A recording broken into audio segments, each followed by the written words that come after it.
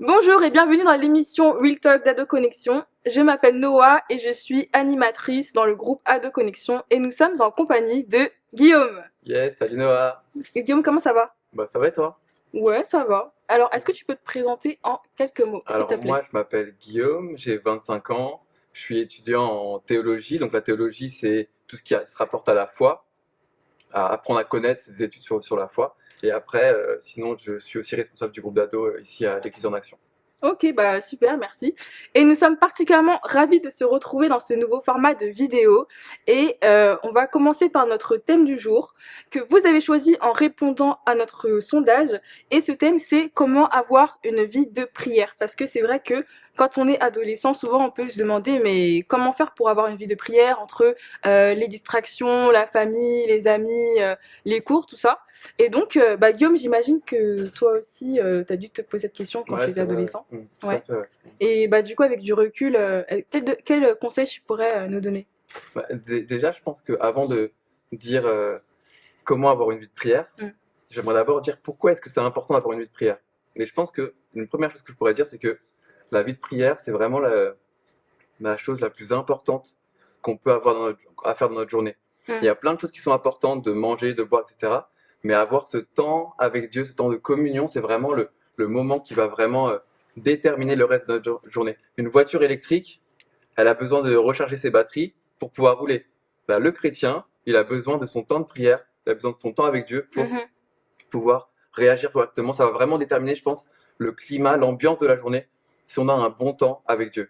Donc ça, c'est pourquoi avoir une vie de prière maintenant. Pour répondre à comment avoir une vie de prière, je pense que d'abord, c'est un état d'esprit, là, une vie de prière. C'est-à-dire que ça Mhm. va pas se définir par simplement une prière religieuse le matin à faire obligatoirement. Ça Mm. va plus être se dire, bah, je sais que Dieu est avec moi, je sais que Dieu est constamment à côté de moi et qu'il est à mon écoute. Donc je peux lui parler Mhm. dans la journée, peu importe ce que je traverse, bah, je peux facilement m'adresser à Dieu. Donc je pense que c'est Ouais. premièrement un état d'esprit. Après, c'est sûr qu'il faut avoir des temps définis où vraiment on va passer des temps de communion avec Dieu qui vont être définis le matin, dans la journée, ou etc. Ça dépend quoi. Mm. D'accord. Donc pour répondre à ça, savoir comment est-ce que on peut vraiment définir et avoir une vie de prière régulière, la première chose que j'aimerais dire, c'est qu'il faut il faut trouver un temps, un moment en fonction de la saison dans laquelle on se trouve. Il y a des jours, des semaines où on va avoir beaucoup de travail, où on va être très occupé. C'est pas Mm. forcément utile de se dire bah il faut que je passe 1 heure, 2 heures, 3 heures dans la prière. Ouais. C'est-à-dire que il faut se donner des objectifs qui sont possibles. Mm. Donc ça va être la première chose. Ça va être d'établir un temps, quelque chose qui est possible à faire pour pas après à se sentir coupable ou etc. Mm. Ça, c'est la première chose. D'accord. Après, ça serait aussi l'idée serait de commencer avec des périodes qui sont peut-être si on n'a jamais pris vraiment le temps d'avoir une vie de prière, ça serait de commencer par des périodes qui sont peut-être courtes, Mhm. simplement une prière de remerciement le matin à Dieu Mm. ou s'adresser à Dieu simplement un peu le matin ou le soir. Commencer par là et puis au fur et à mesure agrandir ce temps en fonction de ses possibilités. Ça sert à rien d'avoir à, à chercher à prier de longues prières Mm. et être découragé et arrêter au final. Exactement, ouais. Et Dieu va vraiment regarder non pas au temps qu'on va passer, il va regarder la sincérité de notre cœur quand on va s'adresser à lui. Et ça, je pense, c'est vraiment très important sur comment avoir une prière. Après, un deuxième point, c'est que quand on veut instaurer et avoir une vie de prière, il faut pouvoir avoir un climat de prière, ce que j'appelais le climat de prière. C'est cette, chacun on est différent et chacun on va se retrouver pour savoir dans quel temps on est le mieux pour pouvoir prier. S'il y a de l'agitation à la maison, on sait qu'on va pas pouvoir faire ça dans le salon, donc Mm. peut-être aller dans la chambre là où il y a moins de bruit. Ouais. S'il y a encore du bruit, peut-être mettre une petite musique de fond pour couvrir le bruit ou nous aider à nous concentrer et surtout retirer les distractions. Je pense que c'est hyper important, retirer Ouais, les ouais, ouais, distractions. ouais. On a tous le téléphone qui sonne, on a tous Ah oui. les messages, etc. S'il faut arrêter de parler à certaines personnes pendant un temps, pendant peut-être une demi-heure, le temps de passer un temps avec Dieu, bah, peut-être faut le faire, les prévenir. Mais il faut éloigner le téléphone, éloigner tout ce qui peut vraiment nous distraire. On sait qu'on se distrait très facilement. Mhm. Du coup, il faut prendre ce temps aussi de retirer les distractions. Et enfin, je pense qu'il faut vraiment se concentrer sur Dieu. C'est vraiment hyper important. Retirer toutes les pensées qui peuvent être là, qui peuvent nous distraire. vraiment avoir cette attitude de vouloir fixer ses yeux sur Dieu pour passer ce temps vraiment, et comme je disais tout à l'heure, avec vraiment un cœur qui est sincère. C'est important. Enfin, le dernier point, le troisième point que je dirais pour comment avoir une vie de prière, quelque chose qui fait pas forcément peut-être plaisir à entendre, mais ça va être la discipline. Ça, c'est quelque chose qui est... malheureusement, il faut passer par là, la discipline. Il faut être discipliné dans sa vie de prière. Il y a des jours où on n'aura pas forcément envie, on aura moins le cœur à vouloir prier.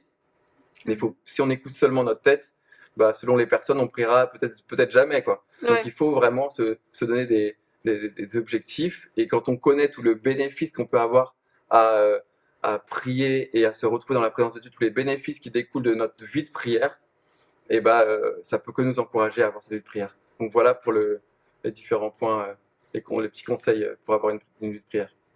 D'accord, super, merci Guillaume pour tous tes précieux conseils. Et on va enchaîner avec 4 questions. Alors, la première, c'est comment avoir une vie de prière sans être distrait ou sans avoir la flemme? Alors, c'est vrai que, comme je disais tout à l'heure, on peut facilement être distrait, avoir la flemme. Je pense que moi, j'ai trouvé une petite technique pour ça. C'est-à-dire que sur mon téléphone, je vais mettre une sonnerie. Et je sais que quand c'est cette sonnerie, quand la sonnerie de mon téléphone sonne, je sais que c'est le moment pour moi de me retrouver avec Dieu. Donc il n'y a pas question de flemme, de distraction. C'est-à-dire que ce temps, il est fixé. Si je suis en train de faire X choses, c'est le temps pour moi. Le téléphone sonne, je sais que je dois aller me présenter, aller dans la présence de Dieu. Peut-être que des fois, ça sera peut-être que 10 minutes parce que j'ai pas forcément le temps de plus, mais des fois, ça peut être 1 heure, 2 heures, ça dépendra du temps qui est là. Mais en tout cas, je place comme ça des éléments pour moi, pour m'aider en tout cas à vraiment avoir la possibilité d'avoir une vraie vie de prière et de consacrer à Dieu. Ok, super intéressant. Deuxième question, est-ce que la musique mondaine impacte notre vie de prière? C'est une bonne question. Moi, je pense que tout ce que nos yeux voient, tout ce que nos oreilles entendent, tout ce que l'on fait même dans nos actions, a une influence sur nos pensées, sur notre manière de penser, notre manière d'agir. Donc, si ça influence nos pensées, c'est-à-dire qu'au moment où on va vouloir rentrer dans la présence de Dieu, au moment où on va vouloir vraiment se présenter à Dieu, si on a écouté par le biais de la musique des choses qui sont mauvaises, et qui s'attraient au péché, etc., mais clairement, ça va pas nous conforter dans l'envie d'aller prier. Donc oui, je pense que ça influence clairement notre vie de prière. Ça, comme les films, comme les émissions à la télé, enfin peu importe en fait. Comme je disais, ce qu'on voit, ce qu'on entend, ça a une influence sur nos pensées. Donc oui, ça peut créer cette séparation ou cette culpabilité de se présenter à Dieu, clairement. Ok, très pertinent. Troisième question, comment faire pour toujours avoir cette soif? Alors, je vais donner une réponse assez personnelle. Mais moi, je sais que des fois, ça m'arrive de pas forcément avoir soif de prier, ou je sens pas les choses pour vraiment vouloir aller prier. Simplement, quand je sens que je suis dans cette période-là, moi, ce que je fais, c'est que je vais prendre un temps, peut-être pas le jour même, mais dans les jours qui suivent, ou quand vraiment je vais avoir du temps, je vais me poser vraiment les genoux à terre, je vais dire, Seigneur, renouvelle ma soif. Je vais vraiment me présenter à Dieu en demandant à Dieu de venir me remplir de son Saint-Esprit. Et tant qu'il m'a pas rempli de son Saint-Esprit, tant qu'il m'a pas renouvelé dans ma soif, dans mon zèle, je continue, je cherche Dieu. C'est vraiment la manière. Et puis en faisant ça, j'ai remarqué qu'à chaque fois, l'entrain revient. J'ai vraiment cette soif qui revient de vouloir aller dans la présence de Dieu, de recommencer à prier chaque jour de manière assidue. Ok, d'accord. Et quatrième question, est-ce que avoir une vie de prière, c'est toujours dire la même chose?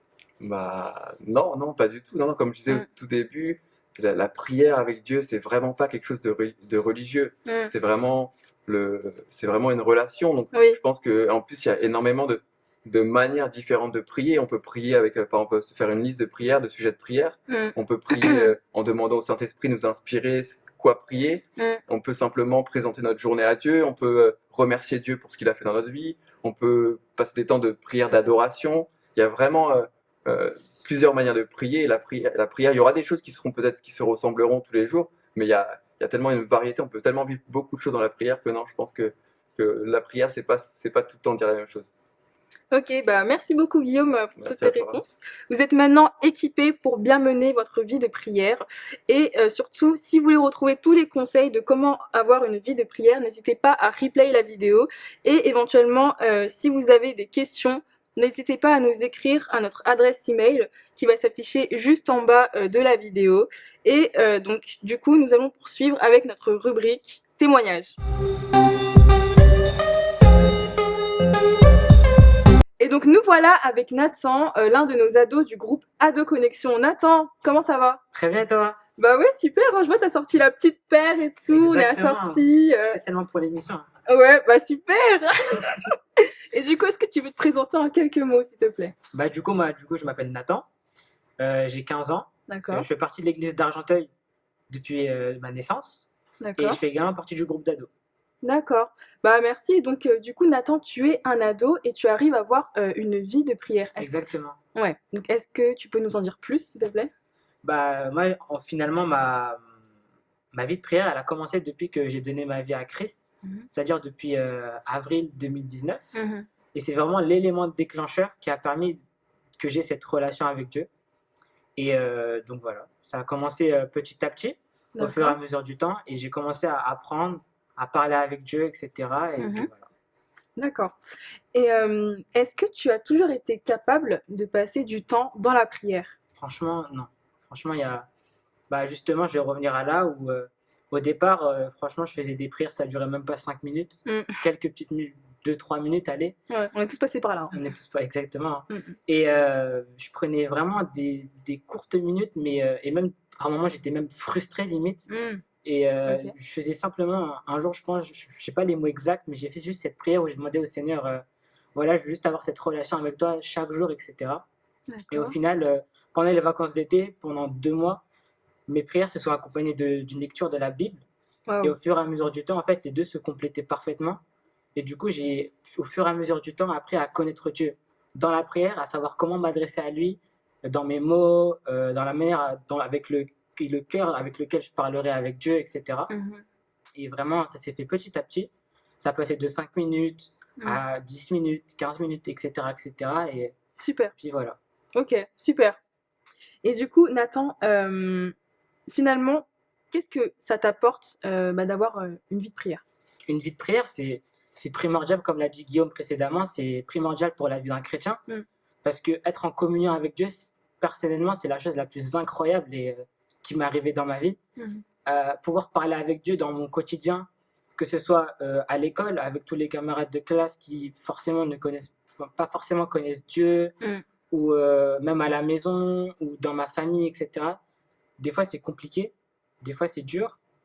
Et par moments, juste, je ferme les yeux Mm. et je demande de l'aide à Dieu. Ou parfois, ça juste simplement, ça passe par juste dire merci Seigneur.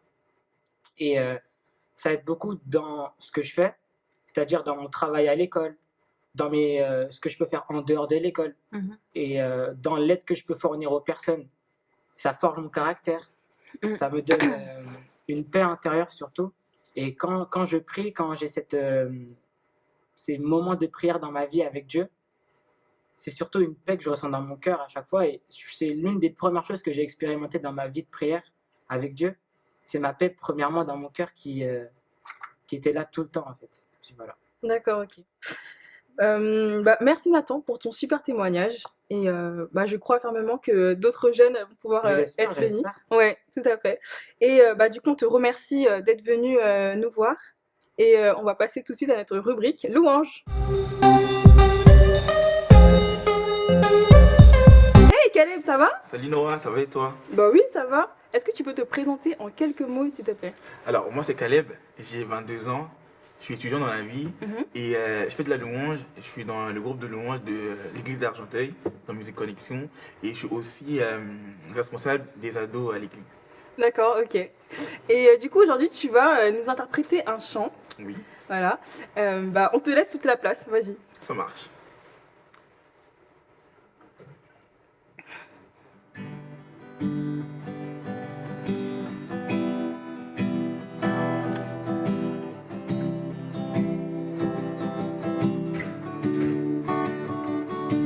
J'avais perdu confiance en ce monde.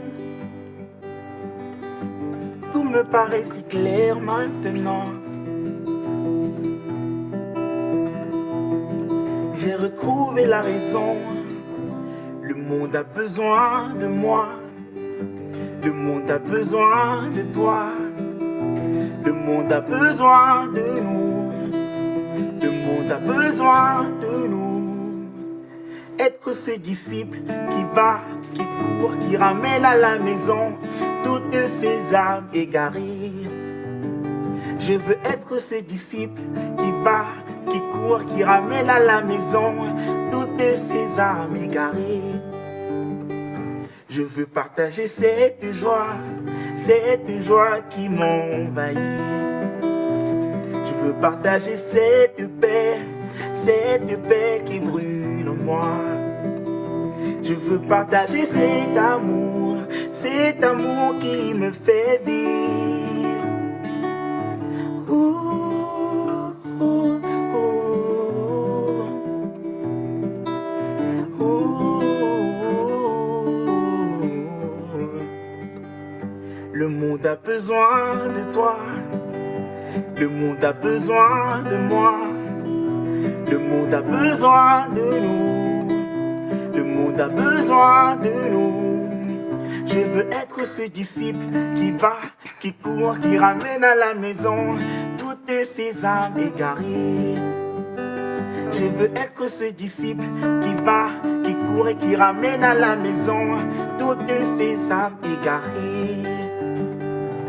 Être ce disciple qui va, qui court, qui ramène à la maison toutes ces âmes égarées.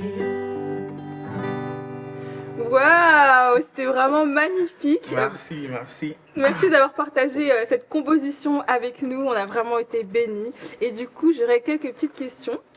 Alors, première question. Oui. Dans quelles circonstances tu as composé ce chant? Alors, je ne l'ai pas composé dans une situation particulière. En fait, j'ai juste répondu à l'appel de Dieu. D'accord. À l'appel de Dieu dans le sens où Jésus, en allant au ciel, il a dit à ses disciples, allez par tout le monde et prêchez la bonne nouvelle.